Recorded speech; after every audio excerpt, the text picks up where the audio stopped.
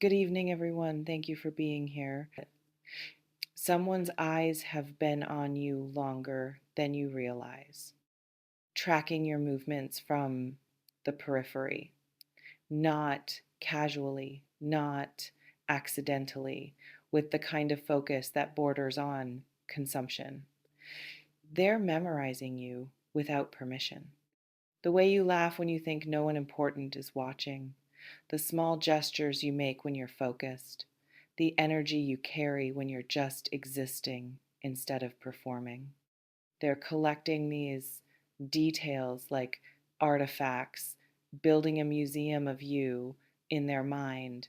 And here's what makes this dangerous and intoxicating in equal measure. They never meant to care this much. This wasn't the plan. This wasn't supposed to happen. Let me pull back the veil on what's brewing in shadows. Obsession begins quietly. It doesn't announce itself with grand gestures or declarations. It starts as curiosity, then interest, then preoccupation.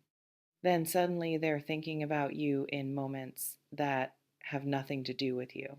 You're the thought that interrupts other thoughts, the face that appears unbidden, the name that echoes when they're trying to focus on literally anything else. And they hate it as much as they crave it because obsession feels like losing control, like being hijacked by something stronger than logic or intention, like wanting something so badly that the wanting itself becomes the thing that possesses you. Your presence in their mental landscape has grown from visitor to occupier. You've taken territory they didn't mean to surrender, and now they don't know how to evict you without causing structural damage to themselves. Some people fight this feeling hard. They tell themselves stories about why you're not that special, why this intensity is ridiculous, why they should redirect their attention to someone more available or appropriate or less complicated. But the stories don't work, the discipline fails, and eventually they stop fighting and start watching. Let's pause here. This reflection invites you to consider whose energy have you been sensing on you without understanding why. You might have noticed someone's attention feeling heavier than normal interaction warrants, the way they track you in group settings, how their body orients toward you even when they're supposedly engaged elsewhere, the quality of silence when you speak that suggests they're not just listening but absorbing. Or maybe you haven't noticed at all. Maybe they're skilled at masking, at appearing casual when internally they're anything but, at maintaining composure while everything underneath churns. Some watchers are obvious. Their hunger shows, their desire leaks through every attempted neutral expression. You can feel their want like heat across a room. But others are phantom observers. They've learned to hide their obsession so well that you remain completely unaware you're being studied like scripture by someone who's found religion in your existence. The silence of their watching is strategic because speaking would reveal the depth, would expose how far this has gone beyond reasonable interest into territory that feels almost shameful in its intensity. They're holding back a flood behind a dam that's developing cracks. This reflection invites you to consider if someone revealed they've been obsessed with you in silence. Would you feel flattered or frightened?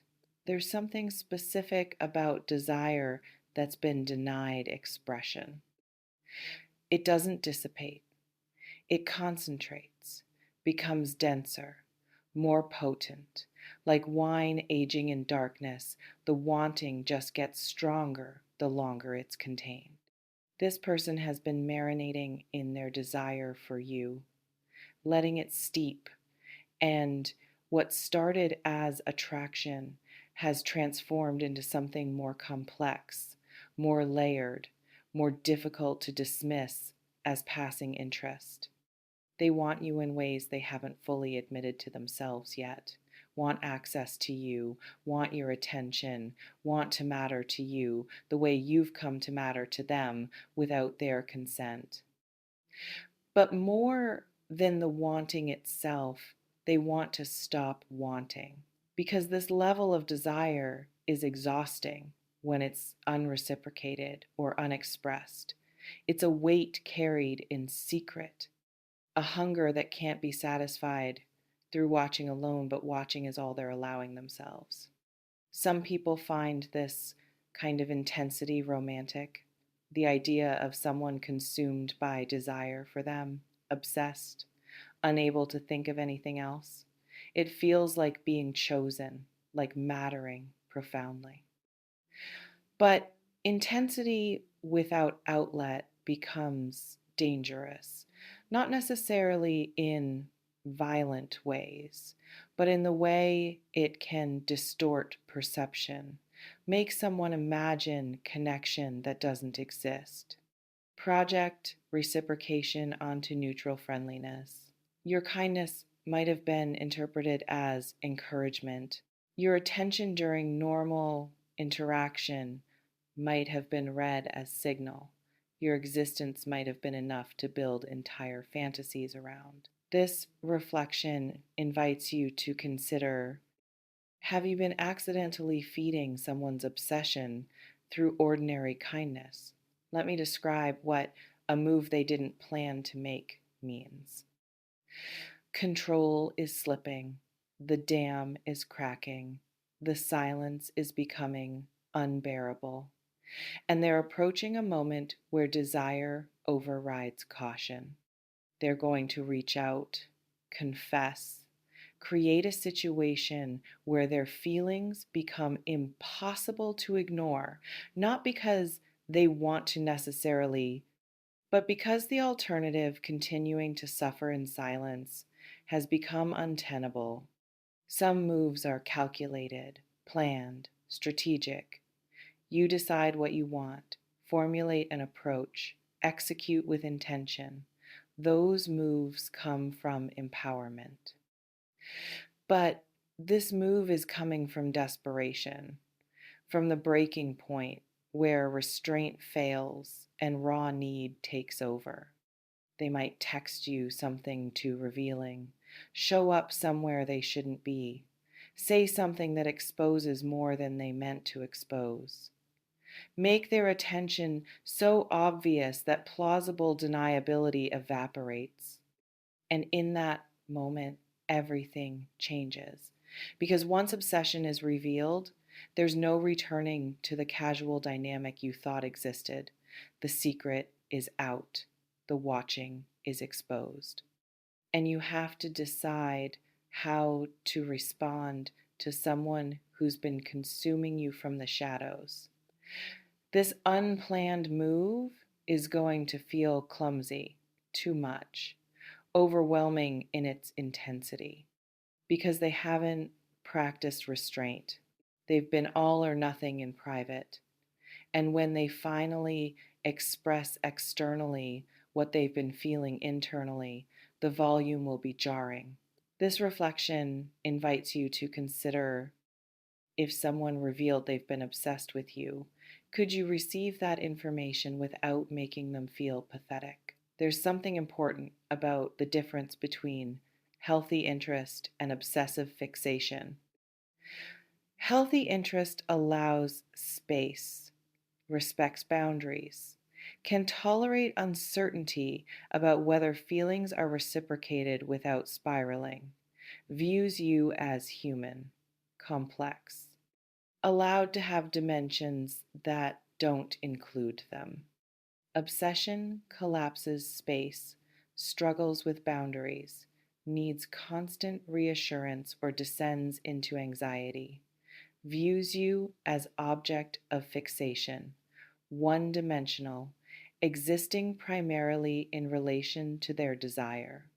This person watching you might be operating in that second category. And if they are, their move when it comes might feel less like invitation and more like demand. Like they've already decided you belong to them and they're just informing you of a relationship that exists in their mind, but not in reality. Some people romanticize being desired this intensely until they experience what it actually feels like to be the subject of someone's obsession. Then it stops feeling flattering and starts feeling suffocating. You might discover their attention isn't the gift you thought it would be, that being wanted this badly comes with pressure you didn't anticipate, that their desire for you has nothing to do with actual you and everything to do with the version they've constructed from observation and fantasy. Or you might discover it's exactly what you've been waiting for, someone finally seeing you, choosing you, wanting you with the kind of certainty you've been craving. The outcome depends entirely on whether their obsession is about you or about what you represent to their emptiness. Let me be direct about what you might need to do when this move happens. First, don't feel obligated to match their intensity just because they've been carrying it in silence. Their feelings are theirs to manage, not yours to reciprocate out of guilt or politeness. Second, trust your gut about whether this feels safe. Obsession can be flattering, but it can also be warning. If someone's attention makes you feel seen, that's one thing. If it makes you feel hunted, that's entirely different. And you're allowed to enforce boundaries even when someone's feelings are genuine, especially when someone's feelings are too intense for you to hold safely. Third, decide quickly whether you're interested in exploring this or shutting it down. Don't leave them in ambiguity if you know your answer. That's not kindness. That's just avoiding discomfort at their expense. If you're interested, be clear about pace, about what you can offer, about what you need to feel safe as this intensity finds its equilibrium. If you're not interested, be clearer. Don't soften the no so much, it sounds like maybe. Don't leave hope where none exists. Clean cuts heal better than prolonged uncertainty. You remain in complete control of how you respond to someone's revealed obsession.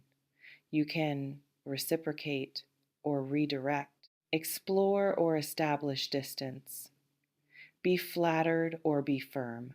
The power is yours. It always has been. You may notice reading this has activated awareness of specific people whose attention has felt unusually concentrated. Maybe curiosity about who this might be.